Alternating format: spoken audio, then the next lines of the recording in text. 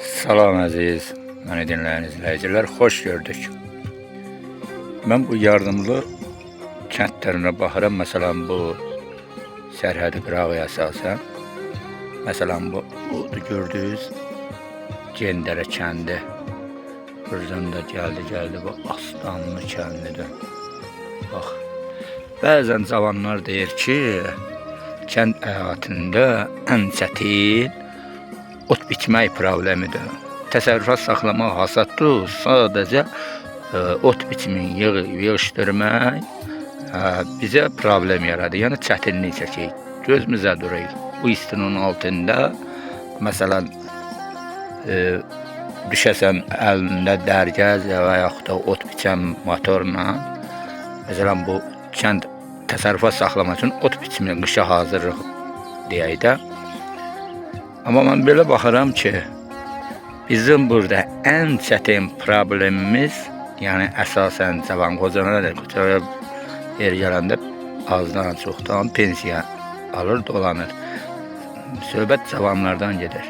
Bu kəndlərdə məsələn, necə deyim sizə, əsasən iş problemi olsa, and olsun Allaha, mən bu kənd həyatın, yəni ki, ot biçməkdir, təsərrüfat saxlamaqdır, bunlar heç vaxt mənim gözümə durmaz.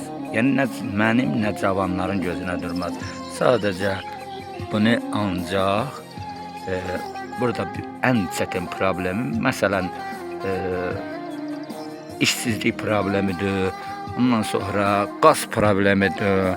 Bax, bunların görürsən, bax, əsasən diqqətlə fikir verir, diqqətlə görürsən, ən əsası 45-ci ilin təkcə onları dəmir stulbaları var. Amma ən əsasən köhnə əcilmiş 45-ci ilin işıq dirəkləri var. Bunlar yenilənsə, ondan sonra həyat tərzini yaxşılaşsa, öz məsələn necə deyirlər, öz sərvətimiz var. Biz xaricdən asılı deyilik, şükür Allaha. Bunu elə öz sərfiyyatımıza xərcləsək, çox gözəl olardı. Nə cavanlar atıb bu dədə-baba doğma elin obasın atıb gedər, nə şəhərdə sıxlığı əmələ gələr, nə özünü bəyənməyən, yəni o şəhərdə özünü bəyənməyən insanlar var ki, bəzi deyirlər ki, kətçilər gəlib şəhərdə haranısa tutur, nə biləm, haranısa darışdıq eləyir.